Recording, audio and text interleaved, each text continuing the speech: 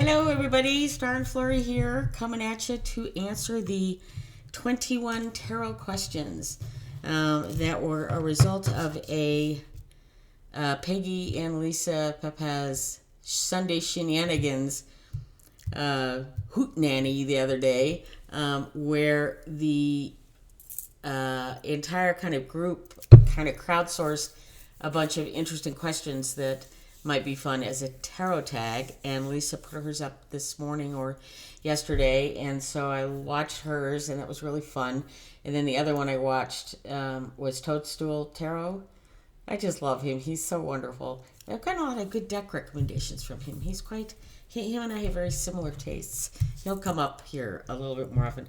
But I'm glad I watched those because Lisa used a deck, I think, 3 times for 3 different answers.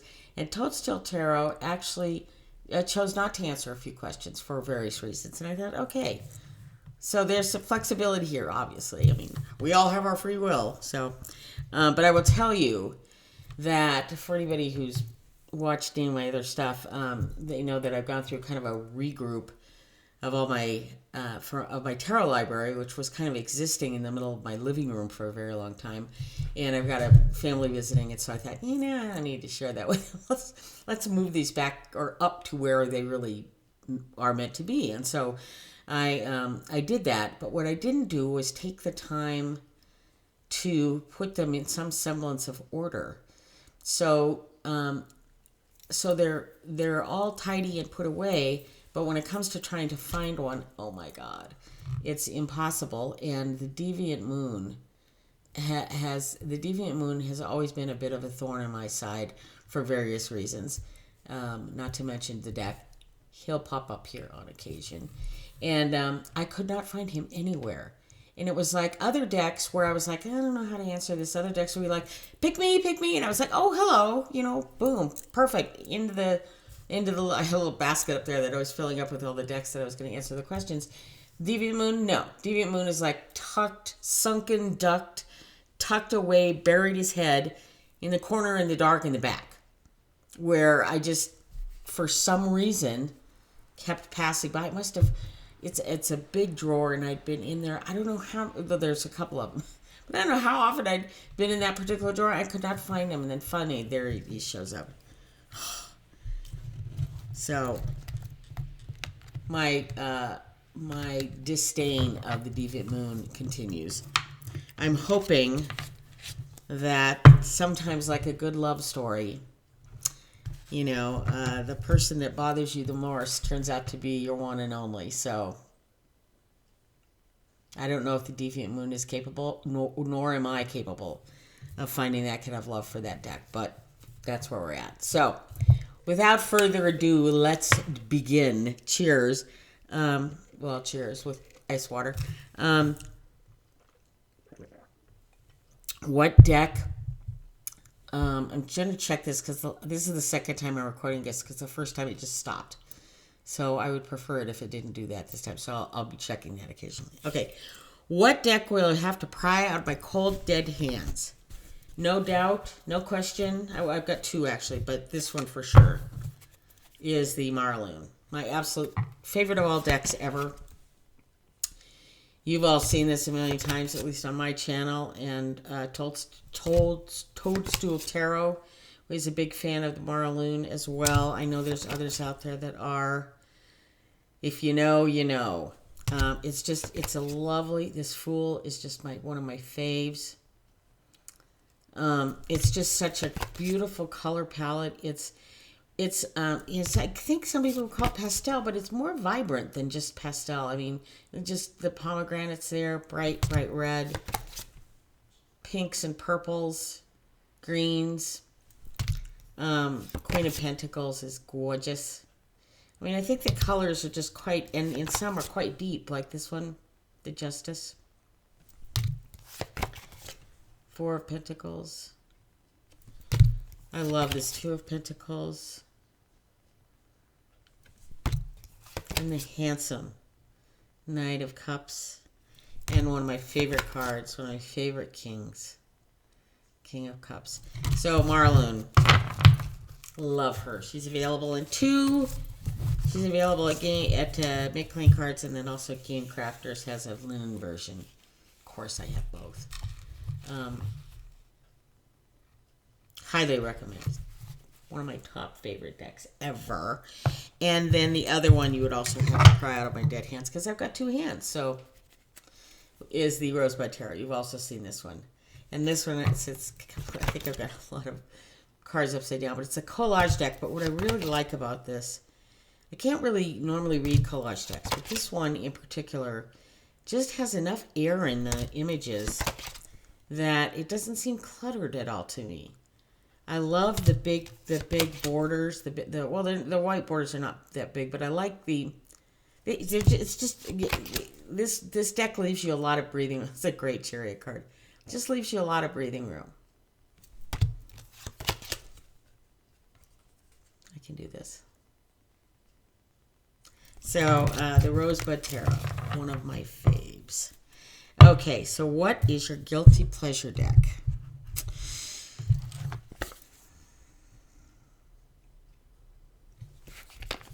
Guilty because I spent some money on this deck. I kind of lost it after this deck for a while. And found a signed copy. First of all, oh my God, look at the gilding. Backs. It's a stunning deck. As those who have it know, it's just truly beautiful.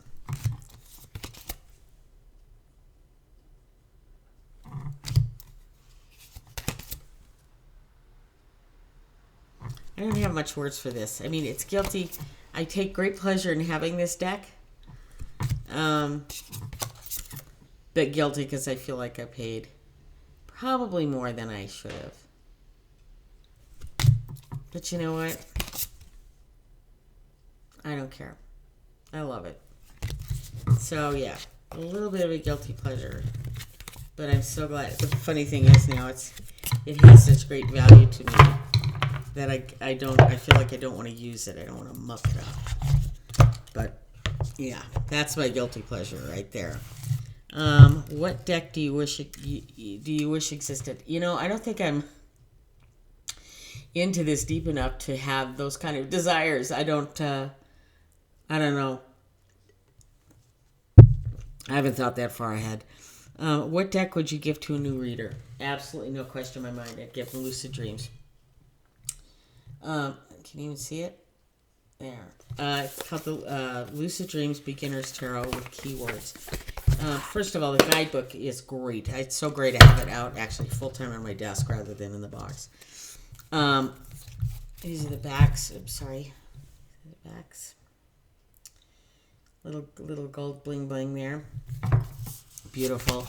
And the images are stunning. Little bling on that too, as you can tell. They've just really done an exceptional job with these. Look at that. And did you see the backs also have a fair amount of bling on them? But so there are these, plus they have keywords, and then the zodiac and the planetary and the elemental signs on the card. It's just like it's got everything you would want.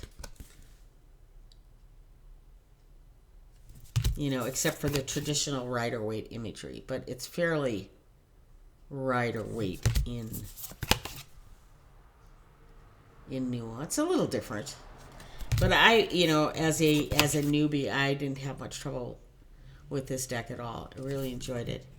And I appreciate that the Chariot does not have reins. It's a frequent complaint of mine. Yeah, so it's just it's a really beautiful deck, and I think it's a good learning deck. And it has beautiful matte gilding. Mine's got a bit of a bow in it, which is kind of a problem, but it may have been, I'm finding over time that it's important, and I read this occasionally when you get a card enclosed that says how to care for your deck. I do encourage you to store them flat like this. So that may be part of the issue with this, that bow in my deck. Okay. What deck would you give an What deck do you want to get along with but just never clicked? That would be the Witch's Wisdom. And like the Deviant Moon showed up a couple of times on Lisa's thing, Witch's Wisdom is going to show up on mine. Here are the backs. I adore this deck. I do. I love the artwork. It's kind of reminiscent of the Marloon in a way. It's a kind of watercolor. You could tell I have a weakness for that. But I think I'm still new at this, and I think I just don't think I know enough to be able to appreciate the I adore this card. The Six of Earth, which is Six of Pentacles, Six of Coins. I love the reflection. But I just don't think I don't think I'm good enough at understanding. I mean, honestly, now that I'm looking at this, I mean, the last time I looked at it, I really wasn't very understanding of the elements. And so now that is quite clear to me. So I guess I am starting to learn things. But for those who are unfamiliar with this deck, she does... the major arcana kind of moves opposite than the Rider-Waite. In other words, you start with the World and end with the Pilgrim, which is the Fool. And I just don't. I did read the guidebook, and it didn't connect with me. And so that's kind of where I'm at with this. What deck you had to get along with, but just never clicked. I just couldn't quite get the system. But it may have been that I came to it too early in my learning process, because just looking at it now, I'm starting to see, what was your problem with this? So I may have to revisit that. But for now, it'll stay there. And then what deck do you only keep for the art? And again, that would be the Witch's Wisdom, which I just showed. I love the artwork in this deck, and I will never give it up.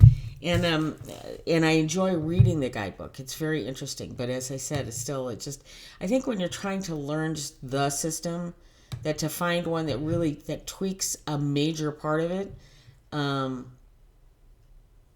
kind of messes you up a little bit. And so that's kind of where I was with that one. What deck did you buy because everyone else did?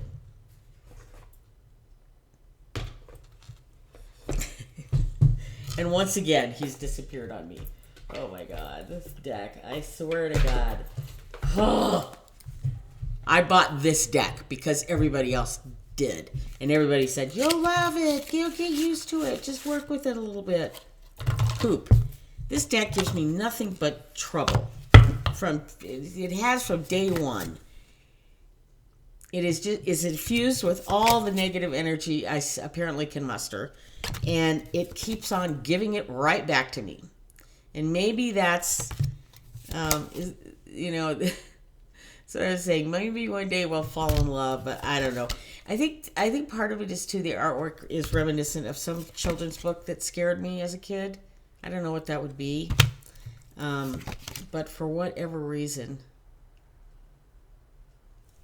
maybe it's the long chins remind me of the Wicked Witch of the West in the Wizard of Oz or something.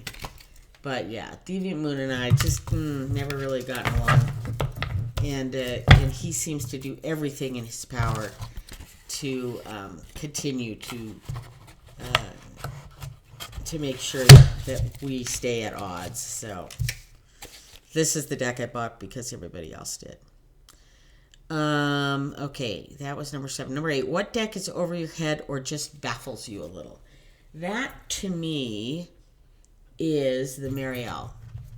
And I think this shown up on a few others as well. These are the backs.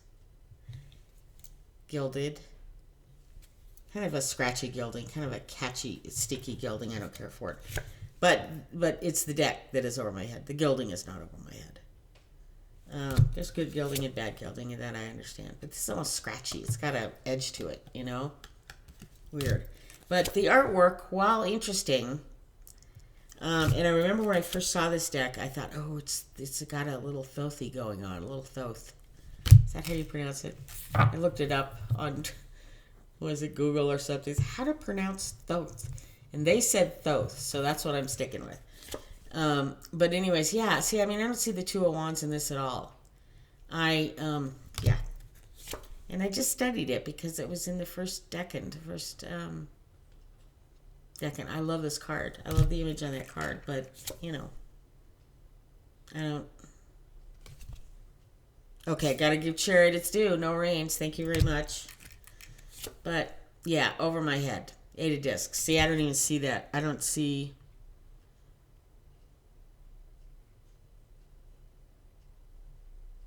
I just don't see anything in this that resembles the 8 of coins in any way, shape, or form. So, yeah. Marielle, you are over my head. Of course, now I have to say, I didn't study it all that hard either. So that may be... It's over my head because I haven't done my homework. What deck surprised you? You know what deck surprised me a lot? Is the Darkness of Light.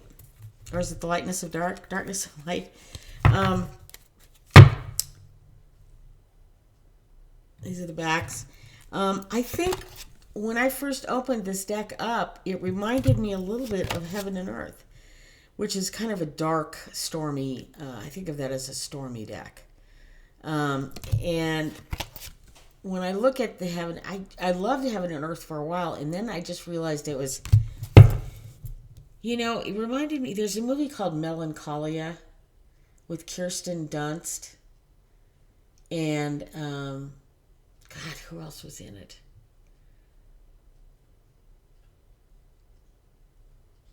You'd recognize everyone in it if you saw it. The score is based on the symphony Melancholia. I can't recall who it's by.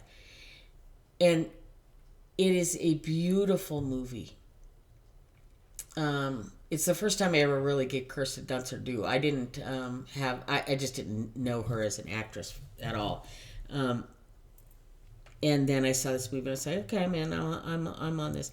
It's an incredible movie. But every time I watched it, I'd come out of it like kind of struck for like hours, like kind of depressed in a weird way. And I didn't really make the connection until maybe the third. I watch a lot of movies several times over because I want to get into the, you know, I think I've said this before, but you know, your first showing is just to kind of get the script down, figure out what the hell the story is and all that. Second time, you start to pick up a little more of the nuance, maybe some of the humor, a little more character development. You know, you start to not be paying so much attention to the full story, but being able to focus more on the characters. And then by the third, fourth, or fifth visit, you start to really appreciate the score behind the film. And there's many films that I love turning on just to listen to the music. And Melancholia is one of them, except that it really affects me, and I don't know why. But the Heaven and Earth started to do that to me, and I recognized it almost immediately when it started to happen. And I thought, ooh, there's something in there that does that to me. And when I started with the Darkness of Light, I had that inkling. And then I listened to somebody who was doing a review on this deck, and they were talking, I know this card came up specifically, talking about the lightness in the dark of this deck, thus the name of, you know, the Darkness of Light or the light, I can't remember the name of it now. But once I started to give that a little more visual acknowledgement, I began to really appreciate this deck. And just that little wash of color here and there is just, I really like this deck. I really, really like this deck. And I like it. The more I look at it, the more I like it. I think tarot decks are a lot like movies, you know? You do the once through and it's just not really enough to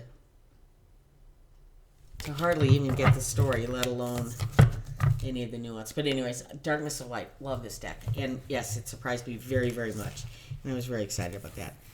I'll try not to dither here, which I feel like I'm doing right now. So that deck surprised me. What deck doesn't really work for you, but you keep it because it's a collectible? That would be... Get Darkness put back in the basket of love.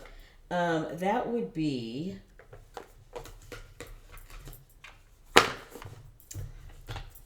this one. And I honestly, this may fall under the I bought it because everybody else did too. Yeah, I don't I just don't really care for this deck. I'm not a huge fan of the artwork, I think, is part of it. I do not care for the Queen of Swords at all. I just won't want to be in a room with her. And I never feel that way about the Queen of Swords. I want the Queen of Swords. I want to be in the room with the Queen of Swords. I am the Queen of Swords every once in a while. But I'm not her. So yeah, I just don't quite... Yeah, I just don't gel with this deck at all. It's a beautiful deck. It's beautifully produced. The cardstock is lovely. Cards are a little big for me, but that's my hands, that's not the deck's problem. That's my problem. But yeah, so that's the deck I keep around. I probably never get rid of it at this point. But I do keep it probably because it's a collectible, and I also really like the box. So there's alternatives to that. What deck is your favorite Gilded deck? I agree with Toadstool Tarot on this one, but I have an additional one too. The Gilded Tarot. Oops, sorry, I'm all shaky. Earthquake. Not really. The Gilded Tarot by Cat Black. I think it's Cat Black, right? Yeah. Has beautiful gilding. It's shiny. It's slippery. Fans beautifully. It's really, really lovely. And it has, and it just goes with the deck so well. It's kind of glossy. Sorry for the reflection. But I love this deck.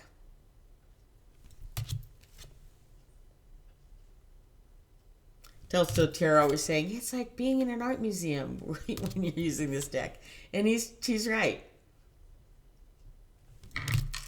Very cool deck. And there's footage for the backs.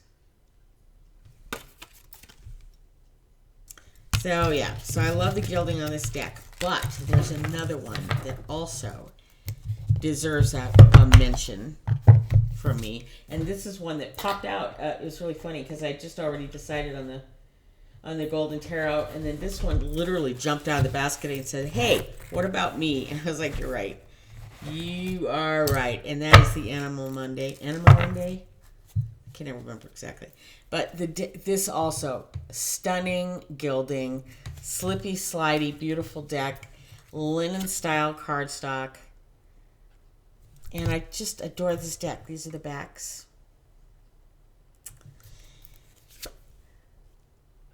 These cards are just, we don't need to see the backs. The Lovers. One of my favorite Hierophants. And one of my favorite Emperors. Oh, God, is that beautiful. I love the night skies in this deck. It's just beautiful. But yeah, so the gilding on this deck is lovely. It shuffles beautifully. It's just, there's gilding that is scratchy and icky, and then there's gilding that's soft and slidey.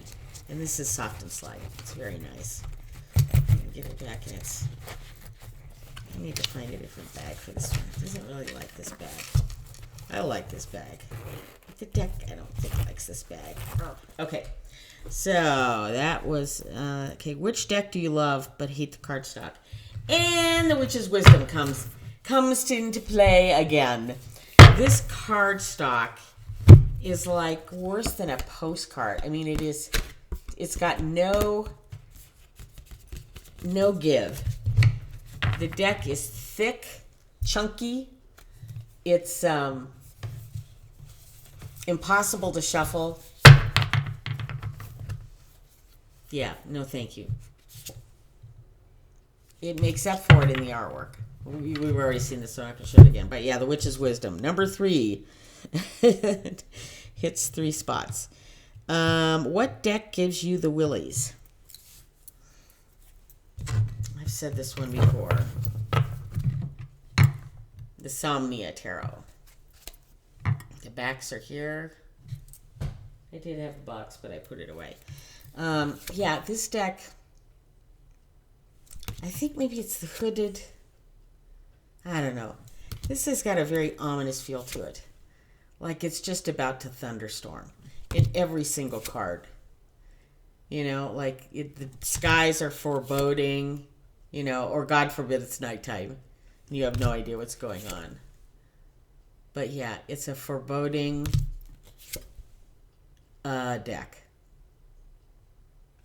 And I have a hard time making stories, pulling out imagery in this deck that gives me something to go on. It makes me nervous. So that would be the Somnia Tarot. What is your favorite deck for shadow work? I don't do shadow work.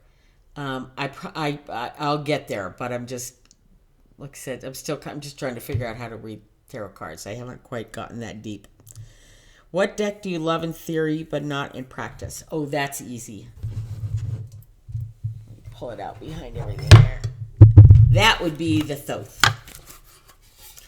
Aleister Crowley's.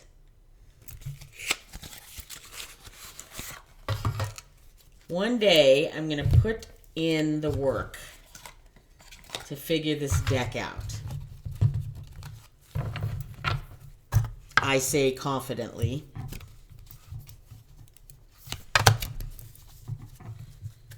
These are the backs. Everybody's familiar.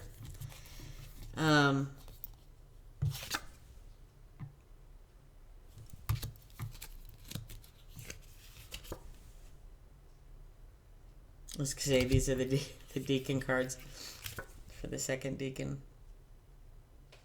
Or decan. Am I showing these upside down? Oh my god, sorry.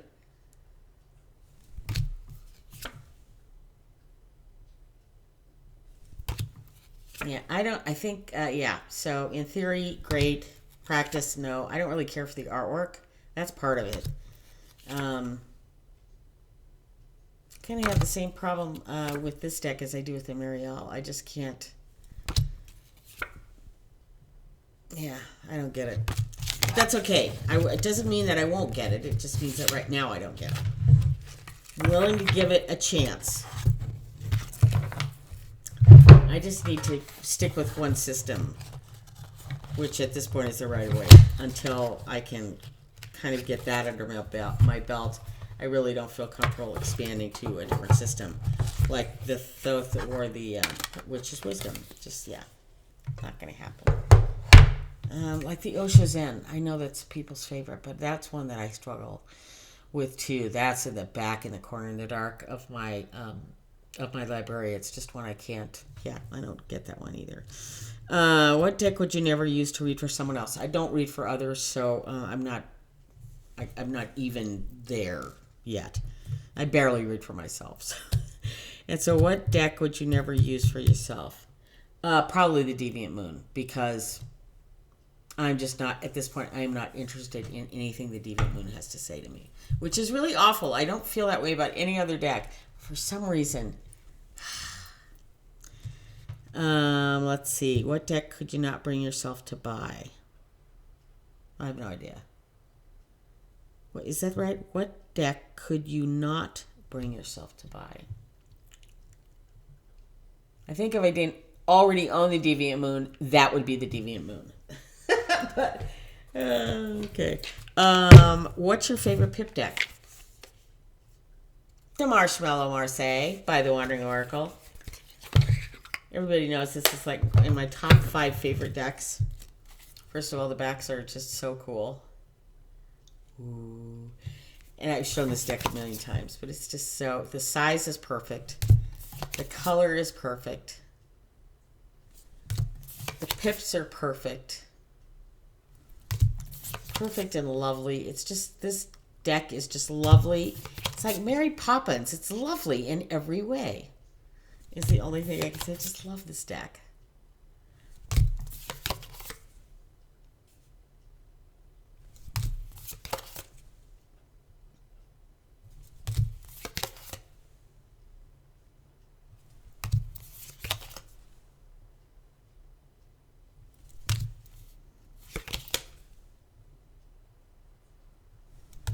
I just cannot recommend.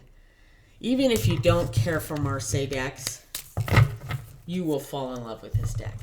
You just will. You have to. It's in the rules.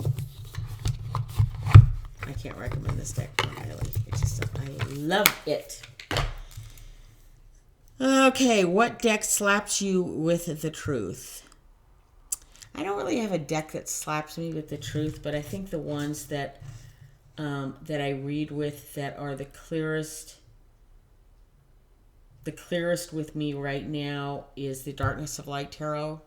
And I think because I'm so willing to accept what it tells me, which is really weird way to put it, but that's kind of what it is. I trust that deck. I just trust it. And then the other one, I've already shown that deck, so I won't show it. But the other one that I really enjoy using for very much the same reason is a little RWS deck I got through Make Playing Cards. And it's just a little borderless Rider-Waite. And I don't believe it has any captions on anything. Yeah, it's completely captionless, which I also like. But it's just the traditional imagery, which over time I've come to really appreciate in many ways. I look at other decks as being almost, they're just taking these images and just adding a lot of fluff and stuff. And, yeah, it's like, no.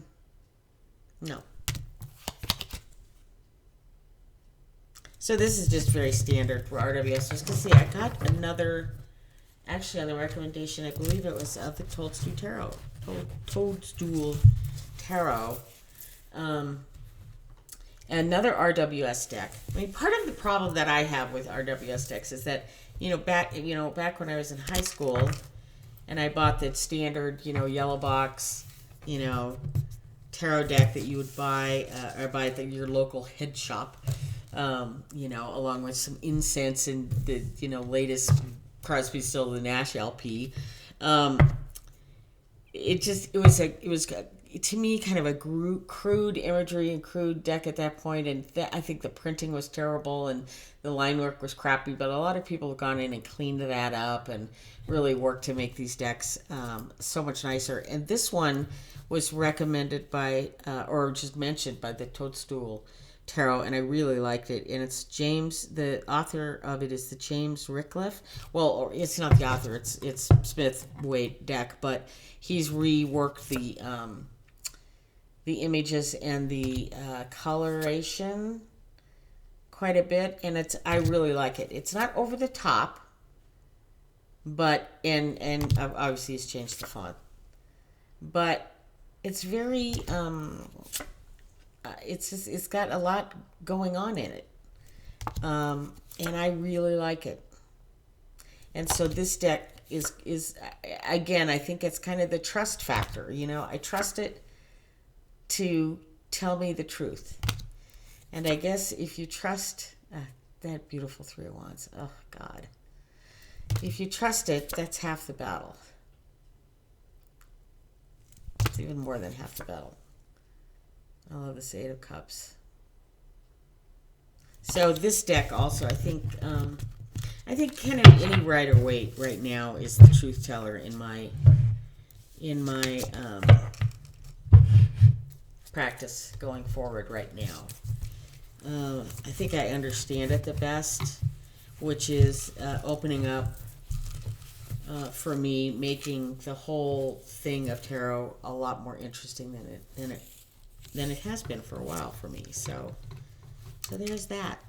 So those are my 21 questions. Thanks for hanging out. I hope I didn't bore anybody.